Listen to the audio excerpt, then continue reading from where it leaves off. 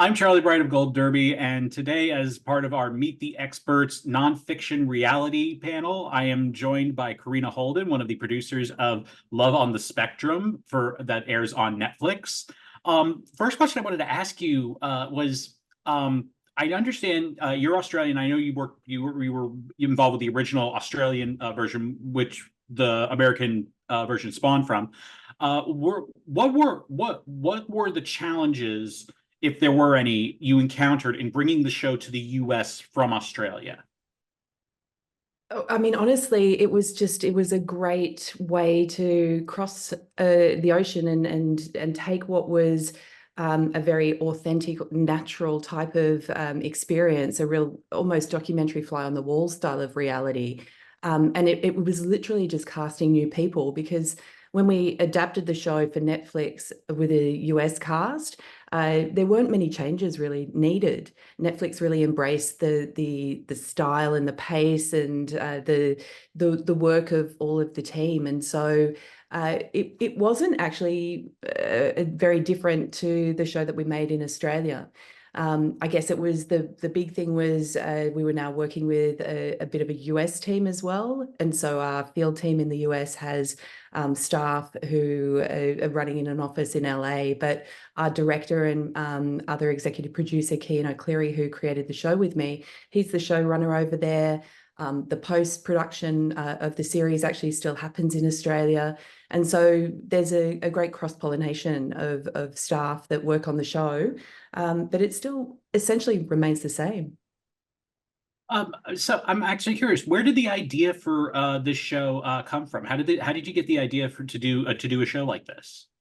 Well, I guess Kean and myself always looked at and loved watching dating shows, but there was this real sort of sense of, this white ableism, the very homogenous casting, that the idea of love in itself is something that you aspire to once you're successful, rich, beautiful, and this idea that dating and love and belonging and these things should come to all of us really. And we'd worked on a series called Employable Me, which was looking at young people who were doing their jobs for the first time who had disabilities, people who identified as neurodiverse, people who had physical disabilities or intellectual disabilities.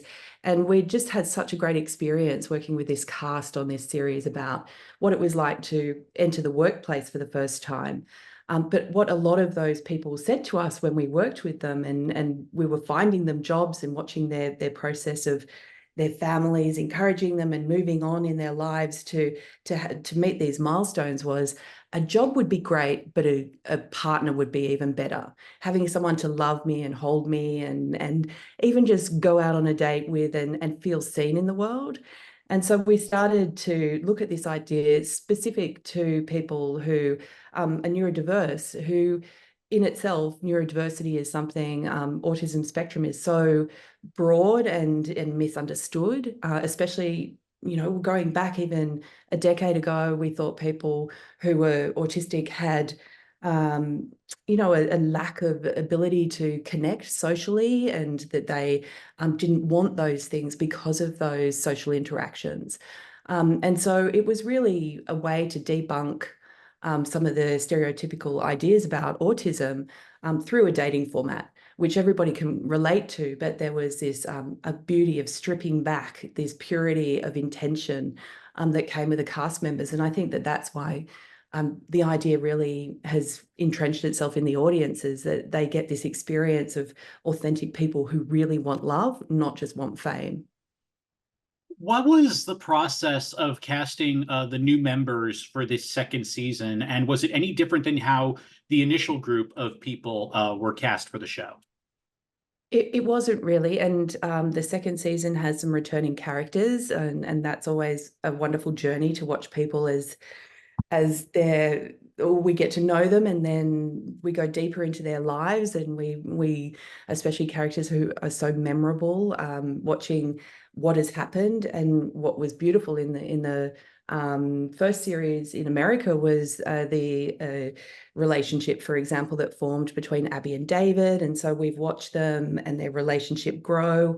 And in the second season, they had their big first overseas trip to Africa, which is where on their very first date, when they went to the zoo in Los Angeles, and they said, one day I'll take you to Africa. And we were able to see that happen in the second season. So I that was love those beautiful to lines. watch. Yeah, beautiful to watch that, people's lives deepening. But when finding new people for the show, there's a lot of outreach. A lot of things happen over social media these days. But the original way we cast the show was never through casting agencies. It was always our production team itself, our producing associate producers had connections into disability organisations, outreach groups, employment agencies that work with people who are neurodiverse. And so it was more community outreach rather than going through an agency and looking at who have you got on your book so much. Speaking of outrage, it's interesting, when you're doing a show like this, obviously you're going to get, there's going to be a lot of reaction, visceral reaction, especially when dealing with something that's so personal for so many people. And what I was wondering is that you'll get a lot of people, especially on social media, just like throwing the most crass criticisms at you. But I'm curious, was there any piece of criticism that you found very constructive following the first season that that influenced how you approach the second season? Yeah, look, I think it's an incredible learning journey. And, I myself have gone through it with my own child as well. And so I think that you have to really tune into the community and listen. We find ways to have people who are autistic or autistic people involved in the series itself, right through into post-production and consulting and sitting down and listening and working with people. Because as somebody who myself is neurotypical, it's important for, as a filmmaker, that that's a big responsibility.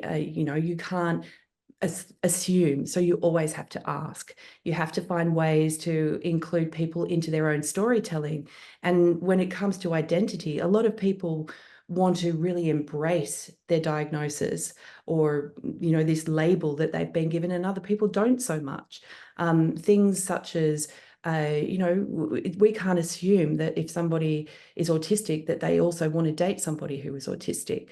And just as it comes about race and sexuality and all of these intersectional things, it's so important to involve the people who are part of the series in the decisions that are made, and nothing's done without them, right through to who they're meeting, where they're meeting. It's a surprise, but we really take directions from them.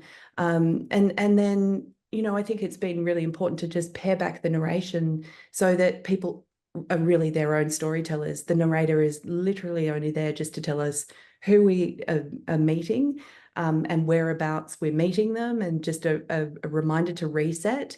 But we really want the people who are involved in the series to own their own stories and have that direct relationship with the audience because of that. We are an awards site, and I guess it was either 2 or 3 years ago. You guys had a really, really good night at the Creative Arts Emmys, winning 3 trophies, including a big one, Best Unstructured Reality Program. I'm curious as to what was that experience? What was that experience of going there and winning? And after that, what was that what was that like for you? Honestly, it was just an absolute pinnacle. It was just surreal to the utmost. And we had a big Aussie contingent with us because of all of our Australian production team who work on it, who were able to be in Los Angeles. So that in itself, being together and being able to experience the glamour, and then, I mean, it was just to be there was just a dream come true. And to win 3 out of 3 just blew our minds. And I remember standing on stage and looking down, and Peter Jackson's there and Ron Howard's there, and I'm just thinking, how did this happen? I mean, how did this happen? This this show that came from this place. I mean, we spend a lot of time in very small teams, in regional places, in people's lives, and suddenly you're on this very glamorous setting, celebrating what is the culmination of all of these people's honor that they've given you. Really, I think that you're only there because of what people have let you do with their stories and how they've been open and shared them, and it's because of them that you're standing there, and it's so humbling, but oh my gosh, it's so much fun. I know that probably almost that every storyline on the show is something that touches you. But I was curious if there's been any storyline or storylines that you found particularly moving or particularly have affected you over these past two seasons. Oh, look, so many. I just, you get inside the heads of the people who are sharing themselves, and especially spending so much time in the edit and knowing every moment, that even the ones that we can't share. There's the poignancy, the openness, the vulnerability of characters when they expose that.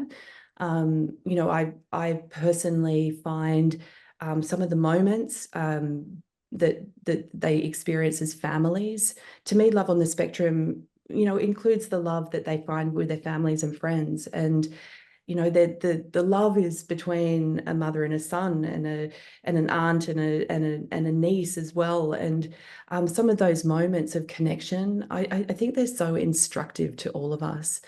How seeing this kindness, this understanding and this openness, it strips away the kinds of things that we often see reflected in reality, which are competitive and bitchy and all driven by drama and driven by the idea of conflict. The conflict is the inner turmoil of a character trying to achieve something that they've always wanted to achieve, and that they find this love from the audience, and even if they don't end up at the end of the day in a successful relationship, there's so much that they've learned. And I know, as somebody who dated really late in life as well, watching people dating and learning about that, taking that experience away, that you don't have to find your perfect person on the very first date. It's the friendships that get forged on those dates in and of themselves. You learn so much from these people as they go through this process in such a vulnerable way for the audience. And to get to the audience part of this, like you said with the audience, have you encountered people whose views on autism and people on the spectrum were affected by seeing this program? Oh, consistently. I mean, the world is full of different opinions, and of course you hear certain things and you take the feedback on board, where you positive, negatives, or whatever. But honestly, in the 26 years I've been making television, I've never experienced anything like the overwhelming positivity towards the series, where people just feel seen. They feel like their stories are being told finally on screen in a respectful way. They feel encouraged, and I think that is just such an important part about this. When we have diversity of casting, and we're telling stories of people who have disabilities, or people who are neurodiverse, we're seeing something that a huge part of society is finally seeing a different person reflected on screen that they may relate to. And so I know that when we started this process, there was no such thing as neurodiverse dating websites and apps and things. And now they're all over the world. They're literally places where people who are autistic can go to date and sign up to websites, and that didn't happen before. And I think it was, this series has really affected the sector, and the way that people can use it as a shining light, and encouraging positive storytelling, and people not being afraid if they have been labelled as other or given a diagnosis about, you know, their learning and the way that they see the world as being different. I think there's been a really big rising in the way that people see different as great now. Well, Karina, thank you so much for joining us, and we look forward to seeing you on our panel in just a little bit. Thank you. I'm Charlie Bright of Gold Derby, and today, as part of our Meet the Experts panel on nonfiction and reality programming, I'm joined by Toni Ireland, one of the executive producers of The Traitors and the original British show, also called The Traitors, and which airs on Peacock. The first question I wanted to ask you is, how did you first come? Because I know while this one comes from a British show, there's actually an original Dutch program, I believe, called De Verraders. I don't know if I'm pronouncing that correctly. I apologize to any Dutch people if I am. You can harass me later if you like. How did you first come across the original program? Yeah, so it's an original idea from IDTV based in the Netherlands. And it was a really successful format over there. And they produced the show with a celebrity cast. And then I worked for a company called Studio Lambert, and we acquired the rights to make it for both the UK and the US. So we make a show with civilian cast members for the BBC in the UK, which also goes out on Peacock. And we make a version for Peacock with this season a full celebrity cast. So I work across both of those seasons. I think one of the central things to what makes the show work so well is the location of it, and I believe you use the same location in the British show as in the American version. I believe it's called Ardres Castle. Is that? Yeah. What went into finding the location for the show, and how was Ardres Castle eventually chosen? I think we all thought from the beginning when we first started pre-production on the show is that we wanted to create this immersive world for our cast members. We took sort of murder mystery, and that was sort of our theme really, and we wondered where would we place this. So we knew we wanted a castle, and where better than the Highlands of Scotland, which is absolutely breathtaking and incredible. We knew Wales might like a word about that, but that's another thing altogether. Wales as well, and you know, shout out to England. We have lots of great castles, but there's nothing quite like the Highlands of Scotland. And we knew that our missions would be taking place outside. We all agreed at the start that, you know, we wanted really high production values with the cinematography, which I think we can all agree that our brilliant director Ben Archer has achieved. So we started to look for castles. We went to the Highlands.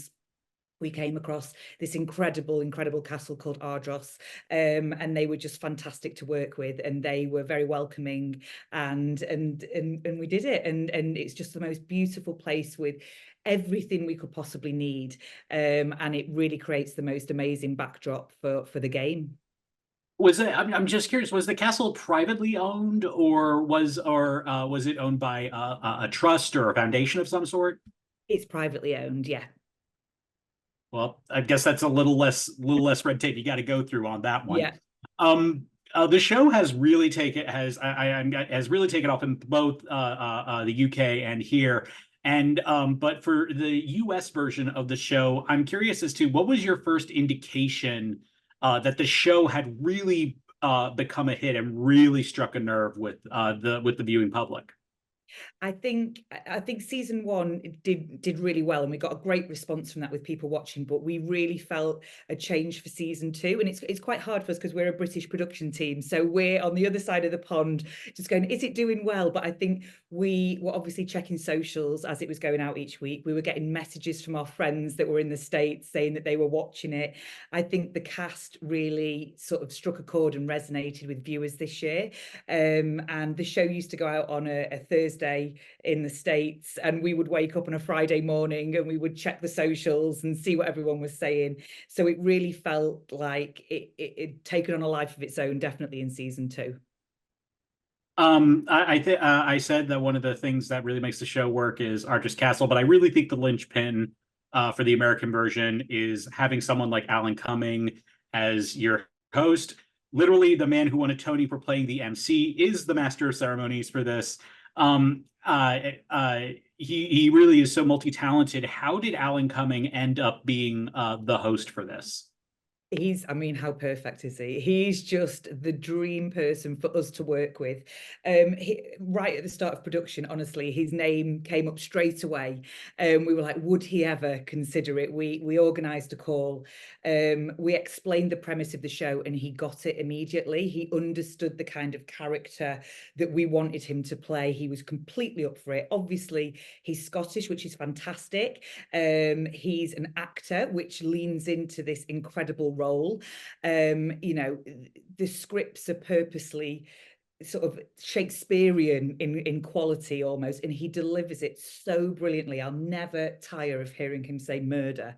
And he just knew exactly what we wanted for the show, and obviously came with his own ideas as well. And his costume took on a life of its own. I can't even explain how excited we are about where it's gone with Sam Spector, who's the incredible designer behind all of his outfits. But it's almost, his outfits are part of the show. They're a character in their own right.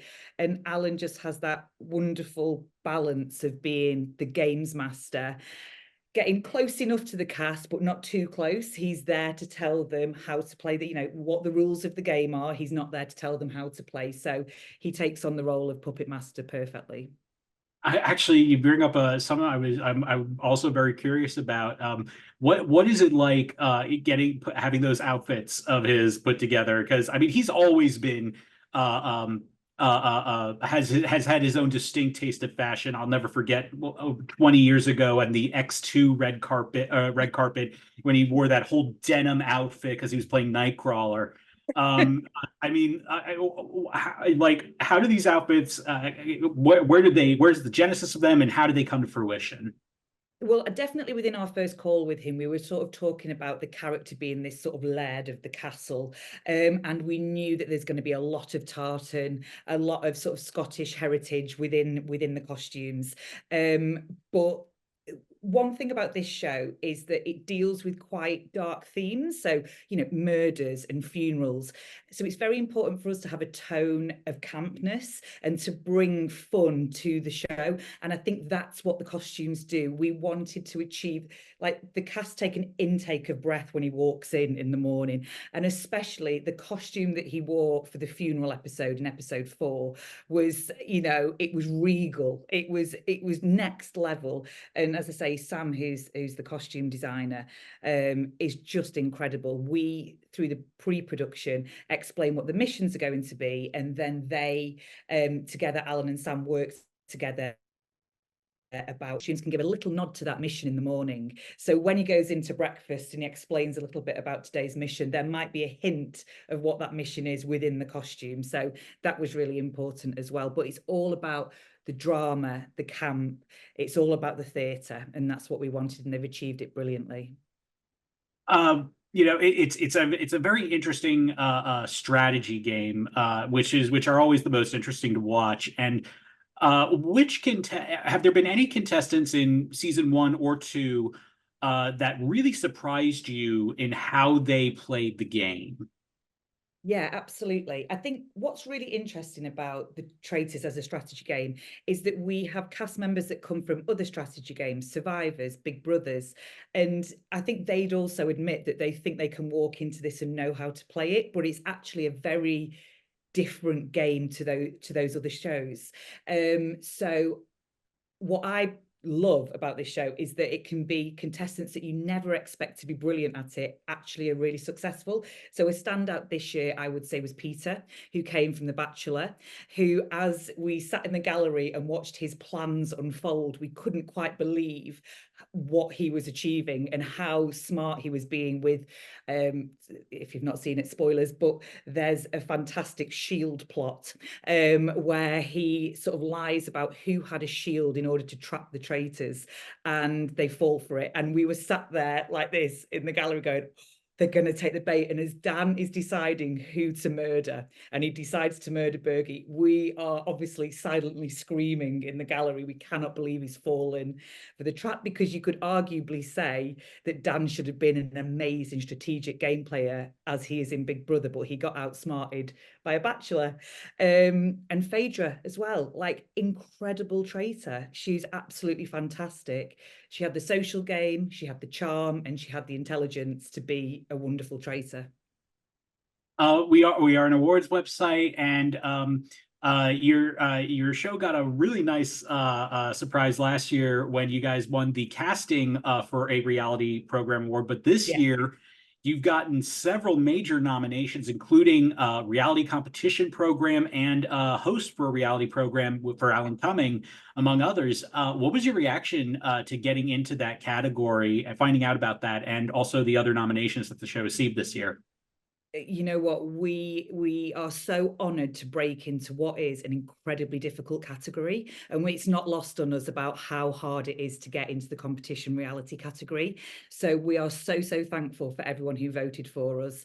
Obviously we're over the moon for Alan. We think it's totally deserved that he has had a nomination as well, and it's just wonderful to see not only the producers recognized, but the directors as well, and the DOPs for the cinematography. A lot of work goes into this show. It's all about the preparation. Once the cast are in that castle and playing the game, we're not stopping and retaking and interfering. All our preparation comes beforehand to make sure that everything is perfect for them to play in this game. So utterly over the moon. There was a lot of screaming when those nominations came in. We are absolutely thrilled to be nominated. Well, you got to make sure you record that for next time, because we want to see. Toni, thank you so much for joining us on this panel, and we look forward to speaking with you on our panel in just a little bit. Thanks so much. I'm Charlie Bright of Gold Derby, and today I am joined as part of our Meet the Experts panel on reality and nonfiction programming. I'm joined by Karina Holden from Love on the Spectrum on Netflix, and Toni Ireland from The Traitors on Peacock, both producers of their programs and Emmy nominees this year for their respective categories. The first question I want to ask for this panel is, reality television is such a very pretty new thing when you look at the history of television. It's only become more very popular in the last 25, 30 years. And I'm curious as to what was your first encounter with what we would now call reality television, and what has made that a desired field for you to work in? And I'll start with you, Karina. Oh my goodness, that's it's a great question. And I guess it's the definition of reality is just so slippery in some ways. It's a morph of documentary. It's taken us in, from fly on the wall into these very structured shows. And I think that in some ways, Toni and I represent polar opposites of that. Yeah. We've got one big, incredibly structured, competitive reality series, and then in some ways we consider ourselves a docu-reality series, which is almost leaning back into observational style. So that in itself makes it hard to pin down exactly when you would say, when did you first start watching reality? Because the definition of that has changed so much. I know that in Australia here, there was a very successful series when I was growing up that was literally just people hanging out in the house of a family called Sylvania Waters, with a really hilarious cast of people that we all fell in love with. And then we were all told that was reality television in the early days, because it was so unscripted and it was just throw people in and see what happens.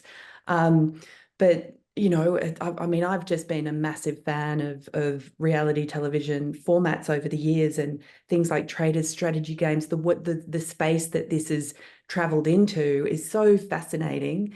And so, I mean, we're the luckiest people, I think, working in nonfiction, to be in a playground where we can intersect all of these ideas about real people and scenarios, and spin it and watch how things unfold in such a spontaneous way. It's such an exciting part of television to really be able to work in. Absolutely. I totally second that. And I think for me, the most exciting thing of our job is that it involves real people. And I know that like Traitors involved a celebrity cast, but they are real people thrown into an experience, and we want to see how they react. And I think specifically with Traitors, it's a show that when you're watching it at home, you can ask yourself how you would react to that. It sort of does reflect society slightly, because it's who do you trust, who do you think's lying to you. So there are all these human elements to it, even though our shows are completely different. The first show I ever really got into reality wise was Big Brother, when that all kicked off in the UK in the early 2000s. It was just incredible. It was amazing. But I absolutely love dating shows, and watching shows like Love on the Spectrum is just, it's so warm and positive, and I think that people really enjoy that. I know we get, you know, potentially in Traitors we get drama as well, but there's got to be heart and warmth to it, and that's what we always try to include to balance everything out. And I think people enjoy watching real people. One of the things that comes up with reality programming, especially the kind of reality that that you guys are a part of, is that, you know, almost anything can happen, and a lot of unexpected things, I'm sure, do happen. And I'm curious as to, with your experiences with shows that you've been a part of, what's been the most unexpected thing that's had to be dealt with during the filming of one of those shows? And let me start with you, Toni. Wow. Okay. I would say, well, for us, I'll talk about Traitors, that it's because it's a game. We're hands off in terms of who the traitors pick to murder, who gets recruited, all of that. So we never have any idea where this game is going, and that's actually really thrilling for us as producers. So as we sit there and we'll watch the conclave, we have no idea who they're going to murder and what they're going to do. So that's really exciting. Obviously situations arise that you can't see coming in, and you know, maybe your favorite contestant is going to get eliminated, but you know, we accept that that's going to happen, and you might lose an incredibly big player in the game, but that's just how it goes. And you know, and there's things like, you know, Deontay this year decided it wasn't for him and decided to leave, which is a huge loss, but the welfare of the contestants comes first, and if they want to go, then that's absolutely fine, and it was absolutely fine for us. But yeah, you never quite know what's going to happen, but that's part of the thrill, and that's why we do these things, and I'm sure it's the same for Karina as well. Yeah, I think that touching on that duty of care thing, because I mean, especially in Love on the Spectrum, you're putting people together. We do lots of background checks. We make sure it's a very safe environment for people to go on dates. You never know if they're going to connect. And, you know, you always have to be ready for a potential scenario where there is just, they're not going to gel. There might be a meltdown. There might be, I mean, in the Australian first season of Love on the Spectrum, there was a date that happened between Michael and Amanda where the girl who was on the date had a panic attack. And then how do you deal with that as producers, and how do you step in? And I think that the way that we especially have had to work in this particular series is, you know, it's participant first. It's not leaving people hanging. It's actually stepping in. And it's one of the reasons that naturally Cian O'Clery, our director, ended up becoming an on-screen character. And that way that it's almost like going on a date with a wingman. You've got a team of people there. There's only usually 3 or 4 people on the date with the couple, because we're a very, very small team. But the director acts as a wingman and steps in and speaks, and you hear his voice. You never see him, but you hear his voice.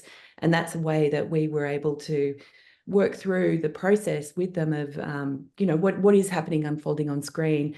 You never know if somebody's going to connect. And I think that what was beautiful, especially in this second season, was how many of our dates were successful. So that's always a good thing, that we didn't expect to come out with so many wins for people falling in love.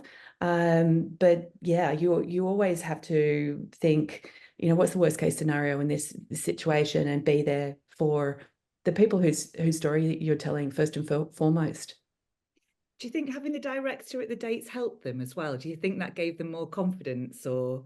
Yeah, definitely. I think that, you know, people, especially most of the people who participate in Love on the Spectrum, haven't ever dated before. And so this idea that you can go on a date, but you've got somebody who's vetted your date, you've made sure they're there, you're not going to be Yeah. ghosted, they're paying the bill for you sometimes, not always, but and they've set it up in a place, and you can put up your hand when you want to tap out. Yeah. And have it very elegantly managed for you is everybody who has sort of initially said, gosh, filming being on a date must feel intimidating.